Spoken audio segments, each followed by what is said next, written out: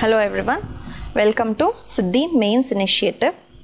ಇವತ್ತು ನಾವು GS paper 3 ನಲ್ಲಿ ಸೆಕೆಂಡ್ ಸೆಕ್ಷನ್ ಇದೆಲ್ಲ ಅಗ್ರಿಕಲ್ಚರ್ ಸೈನ್ಸಸ್ ಅದರಲ್ಲಿ GM ಟೆಕ್ನಾಲಜಿ ಬಯೋಟೆಕ್ನಾಲಜಿ ಮೇಲೆ ಒಂದು ಟಾಪಿಕಲ್ಲಿ ಡಿಸ್ಕಷನ್ ಮಾಡೋಣ.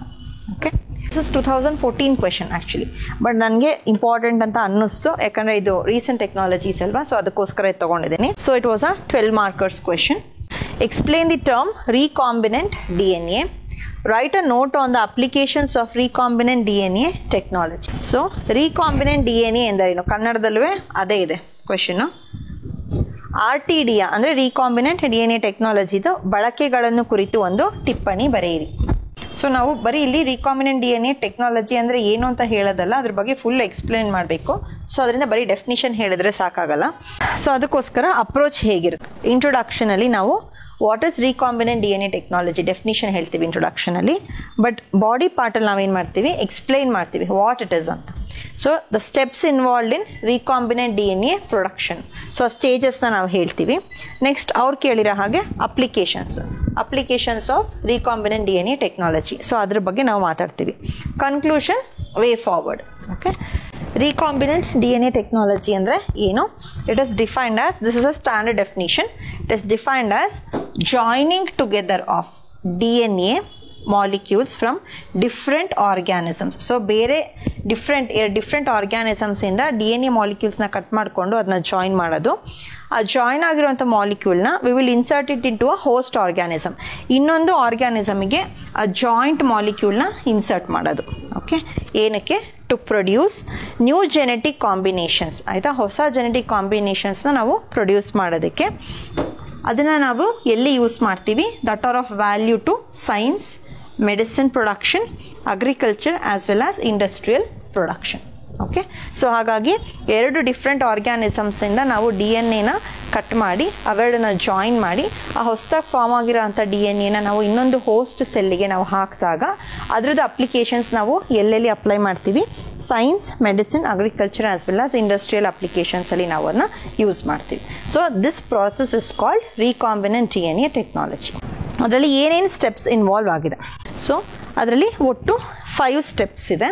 ಸೊ ಇದು ಈ ಪಿಕ್ಚರು ನಿಮಗೆ 15 ಮಾರ್ಕರ್ಸ್ಗೆ ಅಥವಾ 12 ಮಾರ್ಕರ್ಸ್ಗೆ ಕೇಳಿ 3 pages ಪ್ಲೇಸ್ ನಿಮಗೆ ಕೊಟ್ಟಿದ್ರೆ, ಅಷ್ಟು ಸ್ಪೇಸ್ ಕೊಟ್ಟಿದ್ರೆ ನೀವು ಈ ಪಿಕ್ಚರ್ನ ಬರೆದ್ಬಿಟ್ಟೆ ನೀವು ಎಕ್ಸ್ಪ್ಲೇನ್ ಮಾಡಬೇಕು.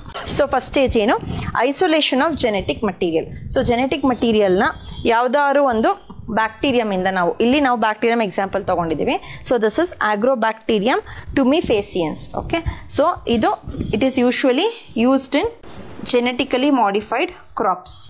ಇವಾಗ ನಮ್ಮದು BT ಕಾಟನ್ ಏನಿದೆ, ಸೊ ಅದರಲ್ಲಿ ನಾವು ಬೆಸಿಲಸ್ ತುರೆಂಜೆನೆಸಿಸ್ ಆ ಬ್ಯಾಕ್ಟೀರಿಯಮಿಂದ ನಾವು ಒಂದು ಸ್ಟ್ರೈನ್ನ ತೊಗೊಂಡು ಕಾಟನ್ ಪ್ಲಾಂಟಿಗೆ ನಾವು ಇನ್ಸರ್ಟ್ ಮಾಡಿದ್ದೀವಿ. ಆಯಿತಾ, ಸೊ ಅದೇ ರೀತಿ ನಾವು ಆಗ್ರೋಬ್ಯಾಕ್ಟೀರಿಯಂ ಟುಮೆಫೇಸಿಯನ್ಸ್ ಈ ಬ್ಯಾಕ್ಟೀರಿಯಂ ಇದು usually GM crops, maize, corn ಎಲ್ಲ ಡೆವಲಪ್ ಮಾಡೋದಕ್ಕೆ ಯೂಸ್ ಮಾಡ್ತಾರೆ.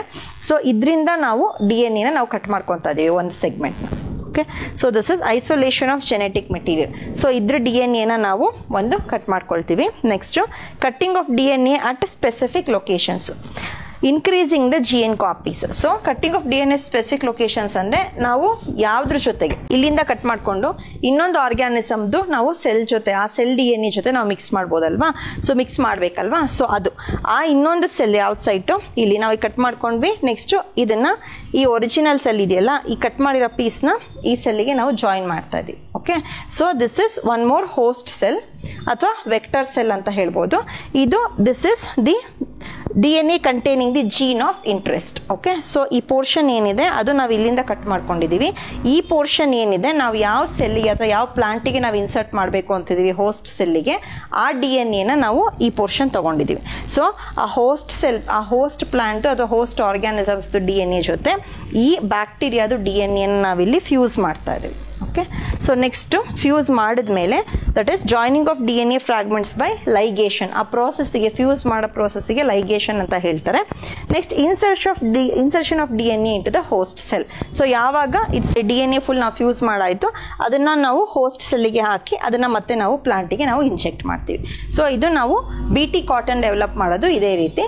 But instead of this agrobacterium tumefaciens here we take that is bacillus thuringiensis. ಆಯಿತಾ, ಸೊ ಆ ಬ್ಯಾಕ್ಟೀರಿಯಮಿಂದ ನಾವು DNA ಎಕ್ಸ್ಟ್ರಾಕ್ಟ್ ಮಾಡಿಕೊಂಡು ಕಾಟನ್ ಪ್ಲಾಂಟ್ದು ಸೆಲ್ಲಿಗೆ ಸೊ ಅದ್ರ ಜೊತೆ ನಾವು ಜಾಯಿನ್ ಮಾಡಿ ಅದನ್ನು BT ಕಾಟನ್ ಪ್ಲಾಂಟಿಗೆ ನಾವು ಇನ್ಸರ್ಟ್ ಮಾಡಿದಾಗ ಸೊ ನಮಗೆ ಆ ಜೆನೆಟಿಕಲಿ ಮಾಡಿಫೈಡ್ ಕಾಟನ್ ಕ್ರಾಪ್ ಬರುತ್ತೆ.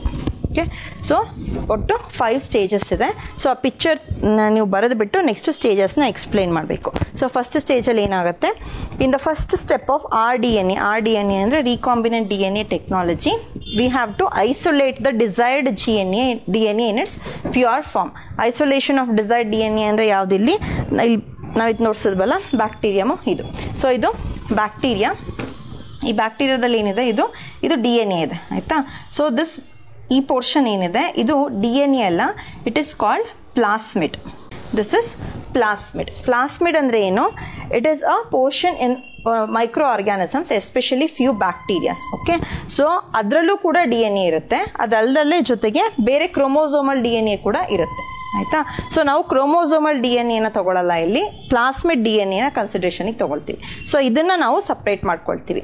ಯಾವುದರಿಂದ, ಈ ಕ್ರೋಮೋಸೋಮಲ್ DNA ಮತ್ತು ಬೇರೆ ಸೆಲ್ ಆರ್ಗನಲ್ಸ್ ಏನೇನಾದರೂ ಇದ್ದರೆ ಅದು ಎಲ್ಲದರಿಂದನೂ ಆ ಪ್ರೋಟೀನ್ಸ್, ಲಿಪಿಡ್ಸ್, ಕಾರ್ಬೋಹೈಡ್ರೇಟ್ಸ್ ಎಲ್ಲ ಇರುತ್ತೆ ಅಲ್ವಾ. ಸೊ ಅದು ಎಲ್ಲದರಿಂದನೂ ಆ ಸೆಲ್ಲಲ್ಲಿರೋ ಎಲ್ಲ ಪ್ರೋಟೀನ್ಸ್, ಲಿಪಿಡ್ಸ್, ಕಾರ್ಬೋಹೈಡ್ರೇಟ್ಸ್ ಎಲ್ಲದರಿಂದನೂ ನಾವು ಈ ಪ್ಲಾಸ್ಮಿಡ್ DNA ಸಪ್ರೇಟ್ ಮಾಡ್ಕೊಳ್ತೀವಿ. Okay, so that is we isolate the desired DNA in its pure form, that is free from other macromolecules like proteins, polysaccharides ಅಂದರೆ ಶುಗರ್ಸು, ಲಿಪಿಡ್ಸ್ ಅಂದರೆ fats, which involves enzymes. So ನಾವು ಹೆಂಗೆ separate ಮಾಡ್ತೀವಿ, with the use of enzymes. So ಯಾವ್ಯಾವ ಎನ್ಸೈಮ್ಸ್ನ usually use ಮಾಡ್ತೀವಿ, ಲೈಸೋಸೈಮ್ಸ್, ಸೆಲ್ಯುಲೇಸ್, ಚಿಟಿನೇಸ್, ರೈಬೋನ್ಯೂಕ್ಲಿಯೇಸ್ etcetera ಆಯಿತಾ. So ಈ ಎನ್ಸೈಮ್ಸ್ನ ಯೂಸ್ ಮಾಡಿ ನಾವು ಪ್ಲಾಸ್ಮಿಡ್ DNA ಸಪ್ರೇಟ್ ಮಾಡ್ತೀವಿ. The addition of ethanol, so ನಾವು ಯಾವಾಗ ಸಪ್ರೇಟ್ ಮಾಡ್ತೀವಿ, ಸಪ್ರೇಟ್ ಮಾಡಿರೋಂಥ ಪ್ಲಾಸ್ಮಿಡ್ DNAಗೆ ನಾವು ಎಥನಾಲ್ ಅಂದರೆ ಏನು, ಈಥೈಲ್ ಆಲ್ಕೋಹಾಲ್, ಎಥನಾಲ್ನ ಆ್ಯಡ್ ಮಾಡಿದಾಗ ಏನಾಗುತ್ತೆ, DNA ಪ್ರೆಸಿಪಿಟೇಟ್ ಆಗ್ತಾ ಹೋಗುತ್ತೆ, ಅಂದರೆ ಸೊಲ್ಯೂಷನ್ ಥರ ಗಟ್ಟಿ ಆಗ್ತಾ ಹೋಗುತ್ತೆ. ಓಕೆ, ಸೊ ಆ ಪ್ರೆಸಿಪಿಟ್ ಆಗಿರುವಂಥ DNA ನಾವು ಫೈನ್ ಥ್ರೆಡ್ಸ್ ಆಗಿ ಎಳ್ಕೊಬೋದು. ನೆಕ್ಸ್ಟು ಇದನ್ನು this is spooled out to give purified DNA. So ಯಾವಾಗ ಅದು ಪ್ರೆಸಿಪಿಟೇಟ್ ಆಗುತ್ತೆ, ಫೈನ್ ಥ್ರೆಡ್ಸ್ ಆಗಿ ನಾವು ಆ DNA ವಾಪಸ್ಸು ಸಪ್ರೇಟ್ ಮಾಡ್ಕೊಬೋದು. ಫುಲ್ಲು ಆ ಪ್ಲಾಸ್ಮಿಡ್ DNA ಮತ್ತು ಆ ಸೆಲ್, ಬ್ಯಾಕ್ಟೀರಿಯಲ್ ಸೆಲ್ಲಿಂದ ಪ್ಲಾಸ್ಮಿಡ್ DNA ನಾವು ಸ್ಪೂಲ್ ಔಟ್ ಮಾಡ್ಕೊತೀವಿ. ಓಕೆ, ಸೊ ಆವಾಗ ಸಪ್ರೇಟ್ ಆಯಿತು. ನೆಕ್ಸ್ಟ್ ಏನು ಮಾಡ್ತೀವಿ, we use restriction enzymes. Okay, so restriction enzymes ಅಂದರೆ ಏನು, they act as molecular scissors that cut DNA at specific locations. So ಇವಾಗ ನಾವು DNA ಕಟ್ ಮಾಡಬೇಕಲ್ವಾ, ಸೊ ಯಾಕಂದರೆ ಹೋಲ್ DNA ನಾವು ಇನ್ಸರ್ಟ್ ಮಾಡ್ತೀವಿ, DNA ಕಟ್ ಮಾಡ್ತಿದ್ವಿ. ಸೊ ಆ DNA ಕಟ್ ಮಾಡೋದಕ್ಕೆ ನಾವು ಏನು ಯೂಸ್ ಮಾಡ್ತೀವಿ, ನಾವು ಸಿಸರ್ಸ್ ಅಂತೂ ಯೂಸ್ ಮಾಡೋಕ್ಕಾಗಲ್ಲ. So obviously we use enzymes for that. Okay, so the act as molecular scissors. So ಅವುಗಳಿಗೆ ರಿಸ್ಟ್ರಿಕ್ಷನ್ ಎನ್ಸೈಮ್ಸ್ ಅಂತ ಹೇಳ್ತಾರೆ ಆಯಿತಾ. ದೀಸ್ ರಿಯಾಕ್ಷನ್ಸ್, ಈ ರಿಯಾಕ್ಷನ್ ಏನಿರುತ್ತೆ, ನಾವು ಆ ಮಾಲಿಕ್ಯುಲರ್ ಸಿಸರ್ಸ್ನ ಯೂಸ್ ಮಾಡಿಕೊಂಡು DNA ಕಟ್ ಮಾಡ್ತೀವಲ್ಲ, ಆ ರಿಯಾಕ್ಷನ್ಗೆ ಏನಿರುತ್ತೆ, ರಿಸ್ಟ್ರಿಕ್ಷನ್ ಎನ್ಸೈಮ್ ಡೈಜೆಷನ್ ಅಂತ ನಾವು ಹೇಳ್ತೀವಿ. So the purified DNA and the vector of interest are cut with the same restriction enzyme. So purified DNA ಅಂದರೆ ಏನು, ನಾವು ಆ ಬ್ಯಾಕ್ಟೀರಿಯಮಿಂದ ತೊಗೊಂಡ್ವಲ್ಲ ಆ plasmid DNA, that is purified DNA. Vector of interest ಅಂದರೆ ಏನು, ನಾವು ಇವಾಗ ಯಾವ ಹೋಸ್ಟ್ ಸೆಲ್ದು DNA ಜೊತೆ ಮಿಕ್ಸ್ ಮಾಡೋಕ್ಕೆ ಹೋಗ್ತಾ ಇದ್ದೀವಿ, that is called vector of interest. Okay, so ಎಲ್ಲದು ಕಂಪ್ಲೀಟ್ಲಿ ಟೆಕ್ನಿಕಲ್ ಟರ್ಮ್ಸ್, ಬಟ್ ಏನೂ ಮಾಡೋಕ್ಕಾಗಲ್ಲ. ಆ ಟೆಕ್ನಿಕಲ್ ಟರ್ಮ್ಸ್ ಏನಿದೆ ನಾವು ಆ ಥರನೇ ಕಲಿಬೇಕು, ಆ ಥರನೇ ಬರಿಬೇಕು. Okay, so vector of interest ಅದ್ರ ಎರಡನ್ನೂ ಕೂಡ ನಾವು ಏನರಲ್ಲಿ ಕಟ್ ಮಾಡ್ತೀವಿ, we use the same restriction enzymes to cut both DNA, that is DNA vector DNA as well as purified DNA as well as vector of interest. ನಾವು cut ಮಾಡಿರೋವಂಥ DNA ಇರುತ್ತಲ್ಲ, so ಅದನ್ನು ನಾವು ಮಲ್ಟಿಪ್ಲೈ ಮಾಡ್ತೀವಿ ಆಯಿತಾ, by reaction called polymerase chain reaction. Okay, so once again polymerase ಅನ್ನೋದು ಒಂದು ಎನ್ಸೈಮ್. So any word that ends with ASE is nothing but an enzyme. So it is understood. So ಯಾವುದೇ words ಆಗಿರ್ಬೋದು, if they end with ASE they are called enzymes in biotechnology ಅಥವಾ biology. Okay, so polymerase chain reaction or PCR is a method of making multiple copies of a DNA sequence using the enzyme that is DNA polymerase. So ಈ ಎನ್ಸೈಮ್ಸ್ನ use ಮಾಡಿಕೊಂಡು ನಾವು ಏನು cut ಮಾಡಿರ್ತೀವಿ DNA ಅದರದ್ದು multiple ಕಾಪೀಸ್ನ ನಾವು ಮಾಡ್ಕೊಳ್ತೀವಿ. Next ಏನು ಮಾಡ್ತೀವಿ, ಮಲ್ಟಿಪಲ್ ಕಾಪೀಸ್ ಮಾಡ್ಕೊಂಡ್ಮೇಲೆ ಆ ವೆಕ್ಟರ್ DNA ಅಂದರೆ ಹೋಸ್ಟ್ ಸೆಲ್ದು DNA ಏನಿದೆ ಮತ್ತು DNA ಆಫ್ ಇಂಟ್ರೆಸ್ಟ್ ಏನಿದೆ ಅವೆರಡನ್ನು ನಾವು ಮರ್ಜ್ ಮಾಡ್ತೀವಿ ಅಥವಾ ಫ್ಯೂಸ್ ಮಾಡ್ತೀವಿ. So the process of joining these two pieces together using the enzyme DNA ligase. So ಇಲ್ಲಿ ಫ್ಯೂಸ್ ಮಾಡೋದಕ್ಕೆ ಯಾವ ಎನ್ಸೈಮ್ ಯೂಸ್ ಮಾಡ್ತಿದ್ದೀವಿ? DNA ligase. ಸೊ ಹಾಗಾಗಿ ಈ ಪ್ರೊಸೆಸಿಂಗ್ ನಾವೇನು ಹೇಳ್ತೀವಿ? ಲೈಗೇಷನ್ ಅಂತ ಹೇಳ್ತೀವಿ. Okay, so resultant DNA molecule ಏನು ರಿಸಲ್ಟ್ ಬರುತ್ತೆ ಫ್ಯೂಸ್ ಆಗಿರುವಂಥ DNA ಮಾಲಿಕ್ಯೂಲ್, ಅದು it is a hybrid of 2 DNA molecules. ಅಂದರೆ ಏನು? ಒಂದು ಹೋಸ್ಟ್ ಸೆಲ್ದು DNA ಆಸ್ ವೆಲ್ ಆಸ್ ಆ ಬ್ಯಾಕ್ಟೀರಿಯಂ ಸೆಲ್ದು DNA. ಆಯಿತಾ? ಸೊ ಅವೆರಡದುವೆ hybrid. Okay, the interest molecule and the vector. So DNA molecules ಯಾವ್ಯಾವುದು? ಇಂಟ್ರೆಸ್ಟ್ ಮಾಲಿಕ್ಯೂಲ್ ಮತ್ತು vector. So this intermixing of different DNA strands is called recombination. So ಅದಕ್ಕೋಸ್ಕರನೇ ಆ ಟೆಕ್ನಾಲಜಿನ recombinant DNA technology ಅಂತ ಹೇಳ್ತಾರೆ. So because we are intermixing 2 different strands of DNAs. The resultant DNA ಅದೇನು ಬರುತ್ತೆ ರಿಸಲ್ಟೆಂಟು, ಅದಕ್ಕೆ ನಾವು ರೀಕಾಂಬಿನೆಂಟ್ DNA ಅಂತ ಹೇಳ್ತೀವಿ. ಆ್ಯಂಡ್ ಆ ಟೆಕ್ನಾಲಜಿಗೆ ರೀಕಾಂಬಿನೆಂಟ್ DNA ಟೆಕ್ನಾಲಜಿ ಅಂತ ಹೇಳ್ತೀವಿ. Okay, so recombination is the process, recombinant DNA is the output of the process, and the technology what we use is called recombinant DNA technology. So in this step, last step ಅಲ್ಲಿ ಏನು ಮಾಡ್ತೀವಿ? ಆ recombinant DNA technology ಇಂದ ಆಗಿರುವಂಥ recombinant DNA ನ ನಾವು ಪ್ಲಾಂಟಿಗೆ ಮತ್ತೆ insert ಮಾಡ್ತೀವಿ.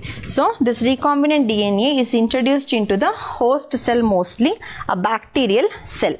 ಬ್ಯಾಕ್ಟೀರಿಯಲ್ ಸೆಲ್ ಆಗಿರ್ಬೋದು, ನಾವು ಆನಿಮಲ್ಸ್ಗೂ ಇನ್ಸರ್ಟ್ ಮಾಡ್ಬೋದು, ಪ್ಲಾಂಟ್ಸ್ಗೂ ಕೂಡ ಇನ್ಸರ್ಟ್ ಮಾಡ್ಬೋದು. ಓಕೆ, ಸೊ ಮೈಕ್ರೋ ಆರ್ಗ್ಯಾನಿಸಮ್ಸ್ಗೂ ಮಾಡ್ಬೋದು, ಪ್ಲಾಂಟ್ಸ್ಗೂ ಮಾಡ್ಬೋದು, ಆನಿಮಲ್ಸ್ಗೂ ಮಾಡ್ಬೋದು. ಸೊ ಈ ಪ್ರೊಸೆಸಿಂಗ್ ನಾವು ಲಾಸ್ಟಿಗೆ ಟ್ರಾನ್ಸ್ಫಾರ್ಮೇಷನ್ ಅಂತ ಹೇಳ್ತೀವಿ. Okay, so this is called transformation. So this is the whole process of recombinant DNA technology. So ಒಟ್ಟು 5 ಸ್ಟೇಜಸ್ ಇದೆ. ಸೊ ಫಸ್ಟು ನಮಗೆ ಯಾವ್ದು ಬ್ಯಾಕ್ಟೀರಿಯಂ ಬೇಕು, ಯಾವ ಸ್ಟ್ರೈನ್ ಬೇಕು, ಅದರಿಂದ ನಾವು ಕ್ರೋಮೋಸೋಮಲ್ DNA ಎಲ್ಲ ಪ್ಲಾಸ್ಮಿಡ್ DNAನ ಸಪ್ರೇಟ್ ಮಾಡ್ಕೊಂಡ್ವಿ. ಸಪ್ರೇಟ್ ಮಾಡ್ಕೊಂಡ್ಮೇಲೆ ಈ ಕಡೆ ಹೋಸ್ಟ್ ಸೆಲ್ ಇಲ್ಲಿರುವಂಥ DNA ಮತ್ತು ಈ ಪ್ಲಾಸ್ಮಿಡ್ DNA ಎರಡನ್ನೂ ಕಟ್ ಮಾಡ್ಕೊಂಡ್ವಿ. ನೆಕ್ಸ್ಟು ಅವೆರಡನ್ನೂ ನಾವು ಜಾಯಿನ್ ಮಾಡಿದ್ವಿ. ಇದೆಲ್ಲದು ಆಗಿದ್ದು through molecular Caesar's and the enzymes. Okay, so fuse ಮಾಡಾದ್ಮೇಲೆ ಅದನ್ನ ಮತ್ತೆ ನಾವು ಹೋಸ್ಟ್ ಸೆಲ್, ನಾವು ಯಾವ ಪ್ಲಾಂಟಿಗೆ ಅಥವಾ ಆನಿಮಲ್ಗೆ ಅಥವಾ ಮೈಕ್ರೋ ಆರ್ಗ್ಯಾನಿಸಮ್ಗೆ ಅದನ್ನ ಇಂಜೆಕ್ಟ್ ಮಾಡಬೇಕು. ಸೊ ಅದಕ್ಕೆ ನಾವು ಹೋಗಿ ಸೇರಿಸ್ತೀವಿ. ಆಯಿತಾ? ಸೊ ಇನ್ ಟೋಟಲ್ 5 ಪ್ರಾಸೆಸಸ್ ಇದೆ.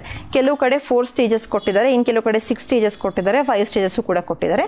ಸೊ 5 ಸ್ಟೇಜಸ್ನ ಬರೆದ್ರೆ ಸಾಕು. ಸೊ ಇದನ್ನೇ ಫಾಲೋ ಮಾಡಿ. ಸೊ ಇದೆಲ್ಲ ಮಾಡೋದು ಪ್ರಾಸೆಸ್ ಓಕೆ, ಬಟ್ ಇದ್ರದ್ದು ಅಪ್ಲಿಕೇಶನ್ಸ್ ಏನೇನಿದೆ? Okay, so at present it has got wide applications. Okay, so ಇನ್ನೂ ರಿಸರ್ಚ್ ನಡೀತಾ ಇದೆ, ಇನ್ನು ಮುಂದಕ್ಕೆ ಇನ್ನೂ ಜಾಸ್ತಿ ಅಪ್ಲಿಕೇಶನ್ಸ್ ಬರುತ್ತೆ. ಬಟ್ ಈಗ ಸದ್ಯಕ್ಕೆ ಏನೇನು ಮೋಸ್ಟ್ ವೈಡ್ಲಿ ಯೂಸ್ಡ್ ಯಾವ್ಯಾವ ಫೀಲ್ಡಲ್ಲಿದೆ ಅಂದರೆ, ಒಂದು ಇನ್ಸುಲಿನ್ ಪ್ರೊಡಕ್ಷನ್. ಇನ್ಸುಲಿನ್ ಏನಕ್ಕೆ ಬೇಕು ನಮಗೆ? ಡಯಾಬಿಟಿಸ್ ಬರದಲ್ಲಿರೋದಕ್ಕೆ ನಾವು want insulin. Okay, so insulin natural ಆಗಿ ಪ್ಯಾನ್ಕ್ರಿಯಾಸ್ ಅಲ್ಲೇನೆ ಸೆಕ್ರೀಟ್ ಆಗುತ್ತೆ. ಬಟ್ ಯಾವಾಗ ಪ್ಯಾನ್ಕ್ರಿಯಾಸ್ ಸೆಕ್ರೀಷನ್ ಕಮ್ಮಿ ಆಗುತ್ತೆ, we get diabetes mellitus. Okay, so ಅದಕ್ಕೋಸ್ಕರ ಅಂಥ ಪೇಷಂಟ್ಸಿಗೆ ದೇ ಪ್ರಿಸ್ಕ್ರೈಬ್ ಇನ್ಸುಲಿನ್. ಸೊ ಹಾಗಾಗಿ ಲ್ಯಾಬೊರೇಟರಿನಲ್ಲಿ we produce insulin. Next synthesis of growth hormones. So body ಗ್ರೋತಿಗೆ ಬೇಕಾಗಿರುವಂಥ ಹಾರ್ಮೋನ್ಸ್ನ ಆರ್ಟಿಫಿಷಿಯಲ್ ಆಗಿ ಡೆವಲಪ್ ಮಾಡೋದಕ್ಕೋಸ್ಕರ we use recombinant DNA technology. Next, gene therapy. Gene therapy is one more broad topic. So gene therapy andre ಏನು? Here we correct the gene defects. ಓಕೆ, so genetics ಜೀನ್ಸಲ್ಲಿ ಏನಾದರೂ defects ಇದ್ದರೆ ನಾವು ಅದನ್ನು ಕರೆಕ್ಟ್ ಮಾಡ್ತೀವಿ. ಸೊ ಈ ಜೆನೆಟಿಕ್ ಡಿಫೆಕ್ಟ್ಸಿಂದ ಏನಾಗುತ್ತೆ? ಹೆರಿಡಿಟರಿ ಡಿಸೀಸಸ್ ಬರುತ್ತೆ. ಆಯಿತಾ? ಸೊ ಹಾಗಾಗಿ ನೆಕ್ಸ್ಟ್ ಜನ್ರೇಷನ್ಗೆ ಆ ಹೆರಿಡಿಟರಿ ಡಿಸೀಸಸ್ಸು ಪಾಸ್ ಆಗಬಾರ್ದು ಅನ್ನೋ ಕಾರಣಕ್ಕೋಸ್ಕರ we go for gene therapy. Okay, so ಆ ಜೀನ್ ಡಿಫೆಕ್ಟ್ಸ್ನ ನಾವು ಕರೆಕ್ಟ್ ಮಾಡ್ತೀವಿ. That will also be done using this recombinant DNA technology. Next clinical diagnosis. Clinical diagnosis ಅಂದರೆ ಲ್ಯಾಬಲ್ಲೆಲ್ಲ ಡಯಾಗ್ನೋಸ್ ಮಾಡ್ತಾರಲ್ಲ ಅದು. ಸೊ ಎಕ್ಸಾಂಪಲ್ ಯಾವುದು? ELISA test. It is used for diagnosing HIV. HIV ಅಂದರೆ ಏನು? ಏಡ್ಸ್ನ ಡಯಾಗ್ನೋಸ್ ಮಾಡೋದಕ್ಕೆ ಯೂಸ್ ಮಾಡ್ತಾರೆ. So ELISA is an example where the application of recombinant DNA is possible to detect HIV in a person. So ಪಾಸಿಟಿವಾ ನೆಗೆಟಿವಾ ಅಂತ detect ಮಾಡ್ತೀವಿ. Next very important thing, ನಮಗೆಲ್ಲರಿಗೂ ಗೊತ್ತಿರೋ ಅಂಥದ್ದು genetically modified crops, that is GM crops ಅಥವಾ transgenic crops. Transgenic ಅಂದರೆ ಏನು? Different strains of jeans mix ಆಗಿದೆ ಅಂತ ಅರ್ಥ. So that is transgenic. Producing genetically modified crops to improve adaptability as well as resistant to harmful agents and to enhance product yield. ಆಯಿತಾ? So ಕೆಲವು GM crops we developed it for pest resistant ಆಯಿತಾ. ಇನ್ನು ಕೆಲವನ್ನ growth ಪ್ರೊಡಕ್ಷನ್ನ ಜಾಸ್ತಿ ಮಾಡೋದಕ್ಕೆ ಅಂತ ನಾವು develop ಮಾಡಿರ್ತೀವಿ. ಇನ್ನು ಕೆಲವನ್ನ ಡ್ರಾಟ್ ರೆಸಿಸ್ಟೆಂಟ್ ಪ್ಲಾಂಟ್ಸ್ ಆಗಿ ಕೂಡ ನಾವು ಡೆವಲಪ್ ಮಾಡ್ತೀವಿ. ಸೊ ಅದಕ್ಕೋಸ್ಕರ ಜೆನೆಟಿಕಲಿ ಮಾಡಿಫಿಕೇಷನಿಗೆ ರೀಕಾಂಬಿನೆಂಟ್ DNA ಟೆಕ್ನಾಲಜಿ ಯೂಸ್ ಮಾಡ್ತೀವಿ. ಸೊ ಎಕ್ಸಾಂಪಲ್ ನಮ್ಮದು BT ಕಾಟನ್, ನಮ್ಮ ಕಂಟ್ರಿನಲ್ಲಿ ನಾವೇನು ಯೂಸ್ ಮಾಡ್ತೀವಿ BT cotton. So it is the plant itself it is pest resistant. Pest ಯಾವುದು? Against boll worms. Okay, so BT cotton it is resistant against ball worms. Next golden rice. Golden rice, this is very important. It prelims ku kuda important, mains ku important. Mains ke andre idra application roopdalli important, but prelims ge golden rice ಅನ್ನೋ topic important. Golden rice it is genetically engineered variety of rice. ಯಾಕೆ ಅಂದರೆ mall nourishment ಜಾಸ್ತಿ ಇದೆ, nutrients intake ಕಮ್ಮಿ ಇರುತ್ತೆ especially ನಮ್ಮ ಕಂಟ್ರಿನಲ್ಲಿ. So ಹಾಗಾಗಿ nutrient ಇಂಟೇಕ್ನ ಜಾಸ್ತಿ ಮಾಡೋದಕ್ಕೋಸ್ಕರ ಏನು ಮಾಡ್ತೀವಿ ನಾವು, we are going for the growth of golden rice. Okay, so it is a genetically engineered variety of rice that produces beta keratin. Beta keratin ಏನು? ಇದು ಒಂದು ಕಾಂಪೌಂಡ್. ಇದನ್ನು ನಾವು ಈ ರೈಸ್ನ ಕನ್ಸ್ಯೂಮ್ ಮಾಡಿದ್ಮೇಲೆ ನಮ್ಮ ಬಾಡಿನಲ್ಲಿರುವಂಥ ಮೆಟಬಾಲಿಕ್ ಆಕ್ಟಿವಿಟೀಸ್ ಇಂದೆಲ್ಲ ಆ ಬೀಟಾ ಕೆರಟಿನ್ ಬ್ರೇಕ್ ಆಗಿ it releases vitamin A. So vitamin A is very much necessary for our eyesight, ನಮ್ಮದು growth and as well as reproduction. ಇದಕ್ಕೆಲ್ಲ vitamin A very much essential. So ಅದಕ್ಕೋಸ್ಕರ ಆ vitamin A ಡೈರೆಕ್ಟಾಗಿ consume ಮಾಡೋಕ್ಕಾಗ್ದಲೇ ಇದ್ದಾಗ ನಾವೇನು ಮಾಡ್ತೀವಿ, ನಾವು ಗೋಲ್ಡನ್ ರೈಸ್ನ ಡೆವಲಪ್ ಮಾಡಿದ್ದೀವಿ. ಸೊ ಅದರಲ್ಲಿ ಬೀಟಾ ಕೆರಟಿನ್ ಕಾಂಪೌಂಡ್ ಇರುತ್ತೆ. ಸೊ ಅದು ಮೆಟಬಾಲಿಕ್ ಆ್ಯಕ್ಟಿವಿಟೀಸ್ ಎಲ್ಲ ಆದಮೇಲೆ it gets reduced to vitamin A in our body. Enables the manufacturing of novel enzymes. Novel ಅಂದರೆ ಹೊಸ enzymes ಅಂತ. ನ್ಯೂ ಎನ್ಸೈಮ್ಸ್ನ ನಾವು ಲ್ಯಾಬಲ್ಲಿ ಡೆವಲಪ್ ಮಾಡ್ಬೋದು. Just like amylases, as I told, it ends with AST. Proteases that are suitable to prolong shelf life. ಈ enzymes ಏನಕ್ಕೆ ಬೇಕು? In order to prolong the shelf life. Shelf life ಅಂದರೆ ಏನು? ಎಷ್ಟು ದಿನ ಬಾಳಿಕೆ ಬರುತ್ತೆ ಅದು. That is longevity. Shelf life of food products and kill food borne pathogens. Pathogens ಅಂದರೆ ನಾನು ಮುಂಚೆ ಯಾವುದೋ ಸಿದ್ಧಿ ವಿಡಿಯೋದಲ್ಲಿ ಹೇಳಿದ್ದೆ. ಪ್ಯಾಥೋಜನ್ಸ್ ಅಂದರೆ ಡಿಸೀಸ್ ಕಾಸಿಂಗ್ ಮೈಕ್ರೋಬ್ಸ್. ಸೊ ಇವುಗಳ ಮೇಲೆ ಆ್ಯಕ್ಟ್ ಮಾಡ್ತಾರೆ ಯಾವುದು? ಈ ಎನ್ಸೈಮ್ಸ್. ಸೊ ಇವುಗಳ